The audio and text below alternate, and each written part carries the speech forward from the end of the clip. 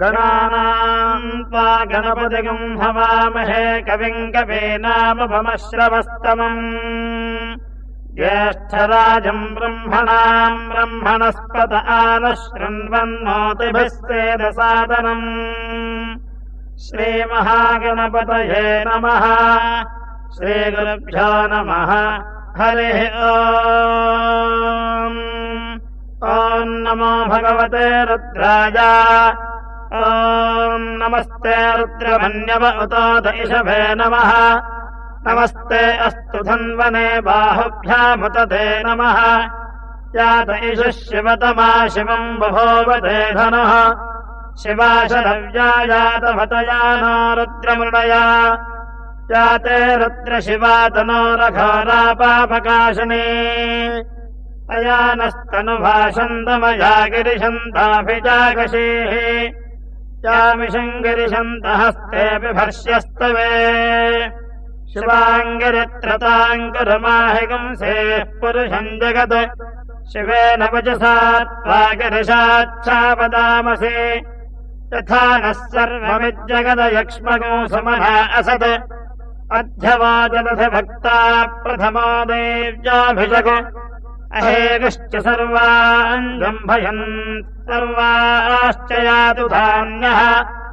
असौ यस्ताम्रो अरुण उत बभ्रः सुमङ्गलः। ये चेमागो रुद्रा अभितो दिक्षुश्रिताः सहस्रशो वैशाखं हेमहे। असौ यो वसर्पतिनेरग्रीवो विलोहितः। उतैनम् गोपा अदृशन्नदृशन्नदहार्यः। उतैनम् विश्वाभूतानि स दृष्टो मृडयातिनः। नमो अस्तु नीलग्रीवाय सहस्राक्षाय मीढुषे। अथो ये अस्य सत्त्वानो हन्तेभ्यो करम् नमः। प्रमुञ्च धन्वनस्तमुभजोरात्मिजोर्जाम्।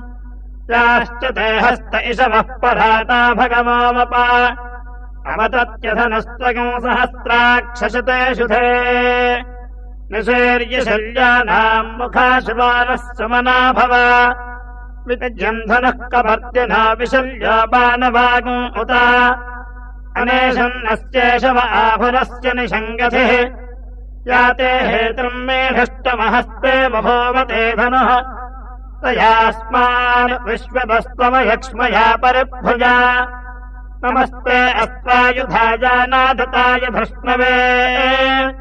उभाभ्यामुदते नमो बाहुभ्यान्तवधन्वने। परिते धन्वनो हेतुरस्मान् वृणत्व विश्वतः। अथो य इषधस्तभारे अस्मन्निधेहितम्। नमस्ते अस्तु भगवन् विश्वेश्वराय महादेवाय त्र्यम्बकाय त्रिपुरान्धकाय त्रिकाग्निकालाय कालाग्निरुद्राय नीलकण्ठाय मृत्युञ्जयाय सर्वेश्वराय सदाशिवाय श्रीमन्महादेवाय नमः। नमो हिरण्यबाहवे सेनान्ये दिशाम् च पतये। नमो नमो वृक्षेभ्यो हरिकेशेभ्यः पशूनाम् पतये। नमो नमः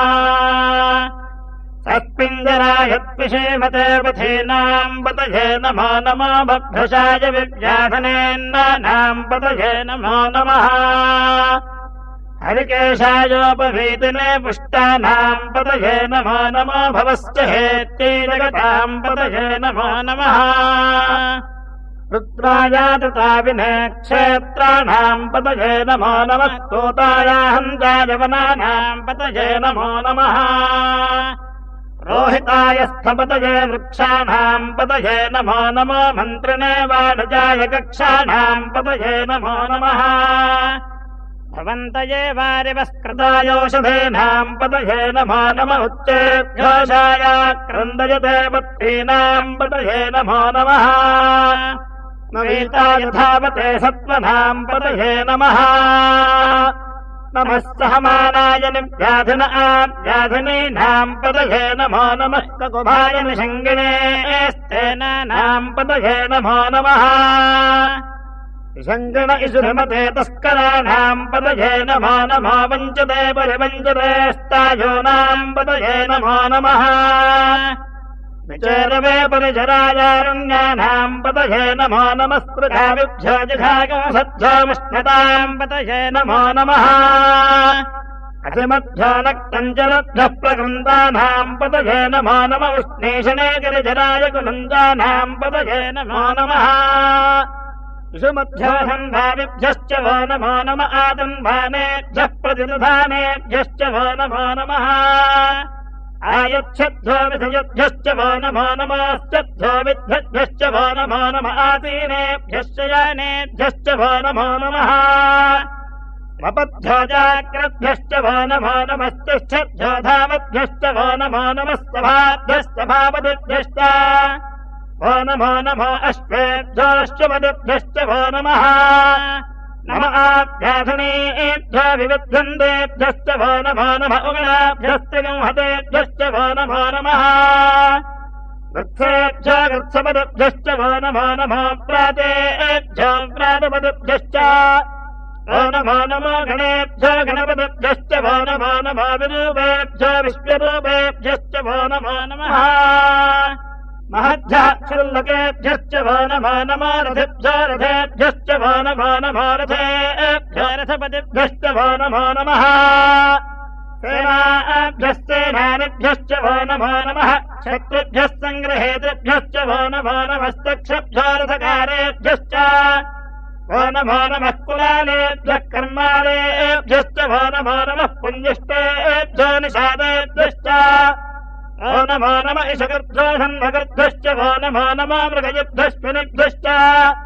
वो नमो नमश्वभ्यश्च पदभ्यश्च वो नमः नमो भवाय च रुद्राय च नमः सर्वाय च वशपतये च नमो नेनग्रीवाय च सिद्धगन्धाय च नमः कपर्दिने च व्युक्तकेशाय च नमस्ताक्षाय च सधन्वने च नमो गिरिशाय च सुविष्टाय च नमो मेघष्टमाय च शमते च नमो तस्माय च वामनाय च नमो बृहते च वर्षीयसे च नमो वृद्धाय च संवर्धने च नमो अग्र्याय च प्रथमाय च नम आशवे च धीराय च नमः शीघ्रयाय च शीघ्राय च नम ऊर्णाय च वस्पन्नाय च नमः स्रोतस्याय च दीप्ताय च नमो ज्येष्ठाय च कनिष्ठाय च नमः पूर्वजाय च परजाय च नमो मध्यमाय च अपगर्भाय च नमो जघन्नाय च बुद्धिजाय च नमः सोऽभ्याय च प्रतिसर्याय च नमो जाम्नाय च क्षेम्नाय च नमो उर्भर्याय च खल्लाय च नमः श्लोकाय च अवसान्नाय च नमो वन्नाय च कक्षाय च नमः श्रवाय च निःश्रवाय च नमः आशुषेणाय च शरथाय च नमः शूराय च विभिन्धते च नमो वर्मिणे च वरोधिने च नमो बन्धने च कवचने च नमः श्रुताय च श्रुतसेनाय च नमो दुन्दुभ्याय च हनन्याय च नमो हृष्णवे च प्रमृषाय च नमो दूताय च प्रहिताय च नमो निषङ्गिणे च शिधमते च नमस्तेक्ष्णे शवे च युधने च नमः स्वायुधाय च सुधन्वने च नमः श्रुत्याय च वत्साय च नमः कात्याय च नीप्ताय च नमः सूत्याय च सरस्याय च नमो नात्याय च वैशन्ताय च नमः कूप्याय च भट्टाय च नमो वृष्टाय च वर्ष्याय च नमो मेघ्नाय च विद्युत्याय च नम ईध्र्याय च धब्जाय च नमो वात्याय च रेश्म्याय च नमो वास्तव्याय च वास्तुपाय च नमः सोमाय च रुद्राय च नमस्ताम्राय च अरुणाय च नमः शङ्गाय च वशपतये च नमः उग्राय च भीमाय च नमो अग्रे वधाय च दूरे वधाय च नमो हन्त्रे च हनीयसे च नमो वृक्षेभ्यो हरिकेशेभ्यो नमस्ताराय नमः शम्भवे च मयो भवे च नमः शङ्कराय च मयस्कराय च नमः शिवाय च शिवधराय च नमस्तीर्थाय च कूल्याय च नमः पार्याय च भार्याय च नमः प्रचरणाय चोत्तरणाय च नमः आचार्याय च लाद्याय च नमः शिष्टाय च फेन्नाय च नमः सिगत्याय च प्रभाष्याय च नमः हिरण्याय च प्रबद्धाय च नमः किंशलाय च क्षयनाय च नमः कवर्तिने च पुलस्तये च नमः गोष्ठ्याय च कृष्याय च नमः स्तुत्याय च गेष्ठ्याय च नमः काट्याय च गौपरेष्ठाय च नमो हृदयाय च निवेष्टाय च नमः पागुंसव्याय च रजस्याय च नमः शुष्क्याय च हरित्याय च नमो लोप्याय चोलप्याय च नम ऊर्जाय च सूर्याय च नमः पर्ण्याय च पर्णशद्याय च नमोपकर्माणाय च भिघ्नते च नम आख्यते च प्रख्यते च नमो वक्करिकेभ्यो देवानागं हृदयेभ्यो नमो विक्षीणकेभ्यः नमो विचिन्मत्केभ्यो नम आनिर्हतेभ्यो नम आमीमत्केभ्यः द्वाभे अन्धस्पते दरिद्रन्नीललोहित येषाम् पुरुषाणामेषाम् पशूनाम् माभर्मा रोमो येषाम् किञ्चनाममत याते रुद्रशिवातनोः शिवा विश्वाहमेषति शिवा रुद्रश्च भेषति तजानामृणजीवसे इमाकम् रुद्राय तवसे कवर्दिने क्षयत्वीराय प्रभरामहे मतिम् तथा नश्चमसद्विपदे चतुष्पदे विश्वम् पुष्टम् ग्रामे अस्मिन्ननातुरम् मृडानो रुद्रोतु नामयस्कृधिक्षयत्वीराय नमसा विधेमते यच्छञ्जयोश्च मनरायते पिता चतुश्चामतमरुद्रप्रणीतो मानो महान्तमतमानोऽर्भगम् मानौक्षन्तमतमानौक्षितम् मानो विधेः पितरम् मोदमातरम् प्रियामानस्तनवो रुद्ररीरिषः मानस्तोकेतनये मान आयुषमानो गोषमानो अश्वेशरीरिषः वीरान्मानो रुद्रभावितो वधीर्हविष्पन्तो नमसा विधेमते आरात्ते गोघ्नवतपूरुषघ्नाक्षयत्वीराय संरमस्मेते अस्तु रक्षा च नो अधिजदेव प्रो यथा च नः संयच्छद्विवरुहाः स्वेष्टदम् गर्तसदञ्जमानम् मृगन्न भीममुपहत्वमुग्रम् मृडादिरित्रारुद्रस्तमानो अन्यन्ते अस्मन्निवमन्तु सेनाः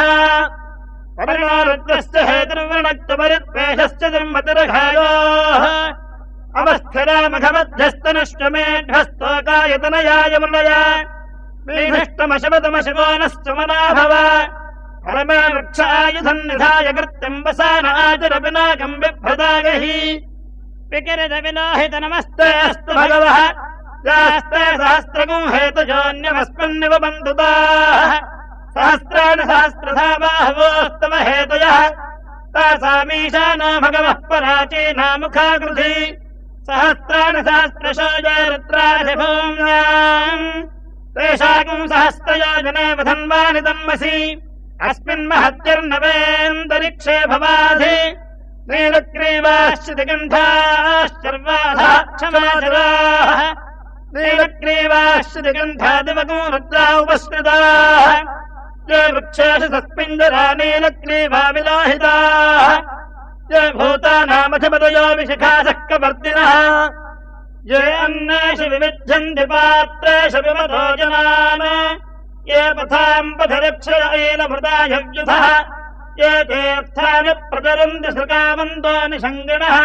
य एतावन्दश्च भूयागुंसश्च दिशो रुद्राविदस्थिरे तेषागुं सहस्रयोजने वधन्वानि तन्मसि नमो रुद्रेभ्यो ये पृथिव्याङ्गेऽन्तरिक्षे ये दिवि ये सावन्नम् वातो मदिशविशवः तेभ्यो दश प्राचीर्दश दक्षिणादश प्रतीचीर्दश दीचीर्दश ऊर्ध्वास्तेभ्यो नमस्ते नावृणयन्तु ते यन्विष्मायश्च नाद्वेष्टितम् भोजम्भे दधामि त्र्यम्बकम् यजामहे सुगन्धम् पुष्टिवर्धनम् उर्वारुकमिव बन्धनान् मृत्योर्मुक्षीयमामृतात् एते सहस्रमयितम् वासा मृत्योमर्त्याय हन्तवे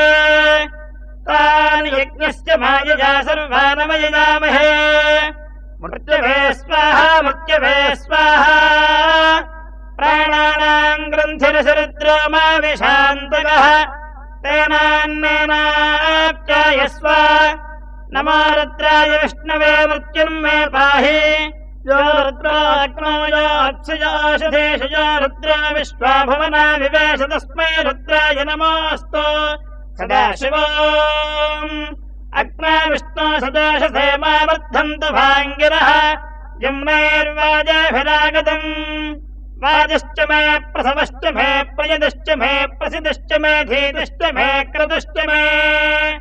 स्वरश्च मे श्लोकश्च मे श्रावश्च मे श्रुतिश्च मे ज्योतिश्च मे शुभश्च मे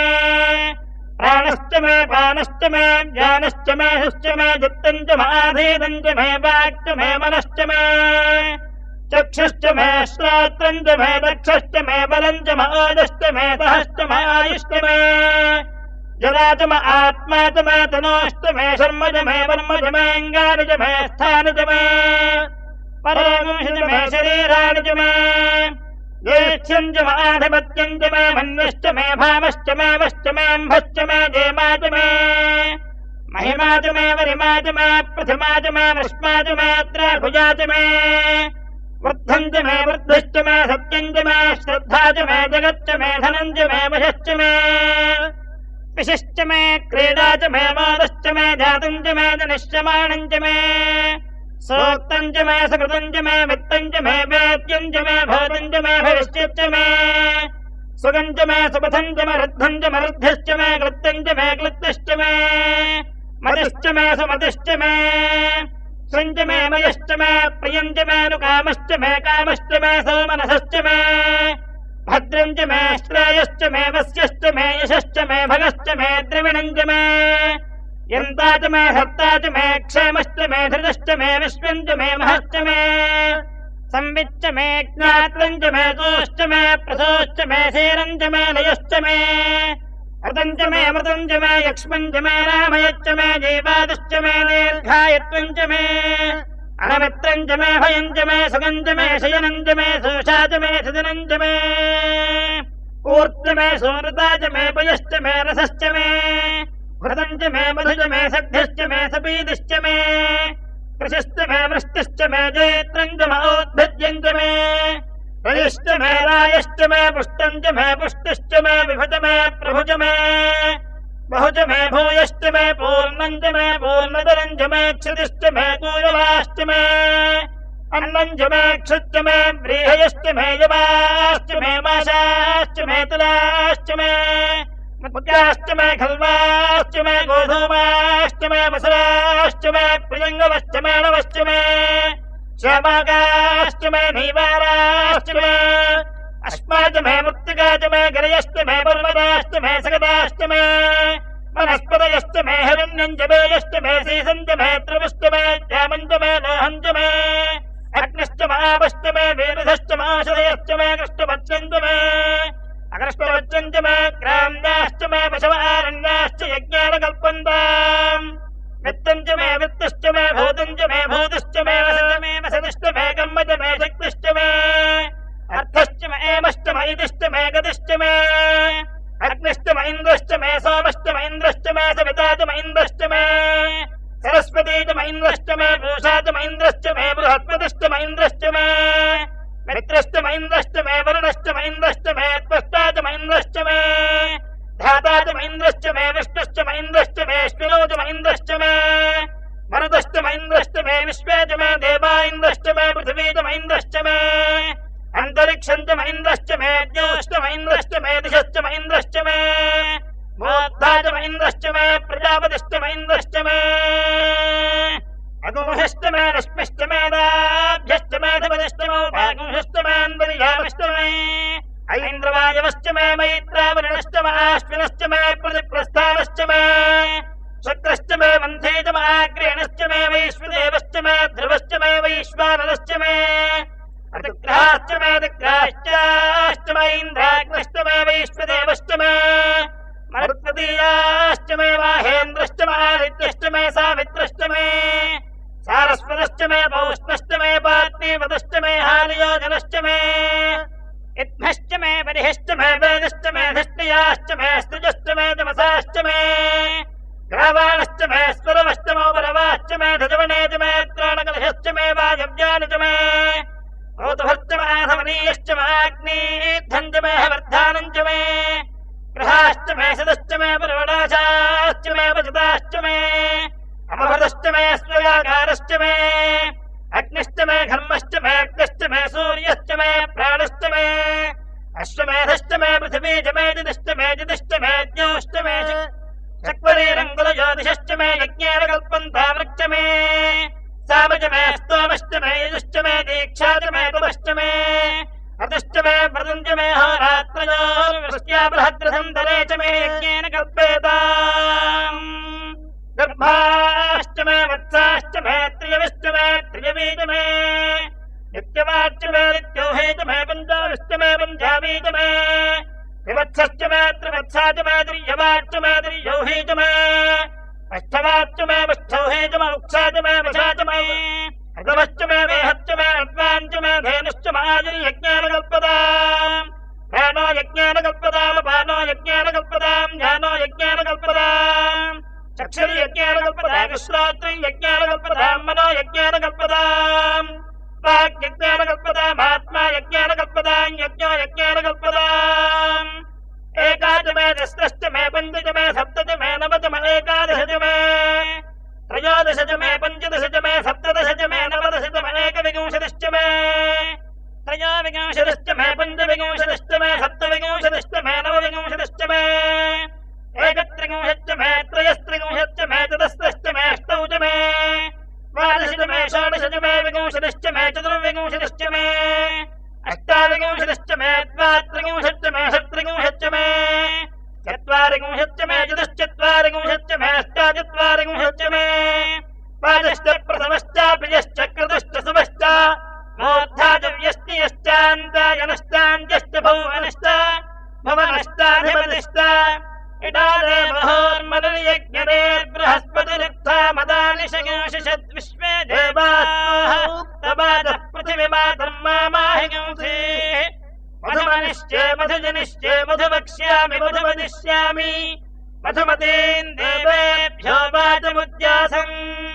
शुश्रूषेण्याम् मनुष्येभ्यस्तम् वा देवा अवन्तु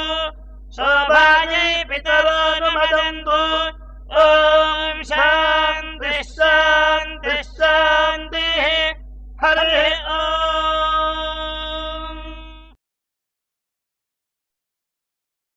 ॐ गणानाम् त्वा गणपतिगम् हवामहे कविम् कवीनामुपमश्रवस्तमम् ज्येष्ठराजम् ब्रह्मणाम् ब्रह्मणस्पत आनशृण्वन्नोतिभिः सेदसादनम् श्रीमहागणपतये नमः श्रीगुरुभ्यो नमः हरिः ॐ नमो भगवते रुद्राय ॐ नमस्ते रुद्रमन्यव उतोत इषभे नमः नमस्ते अस्तु धन्वने बाहुभ्यामुत ते नमः यात इषः शिवतमा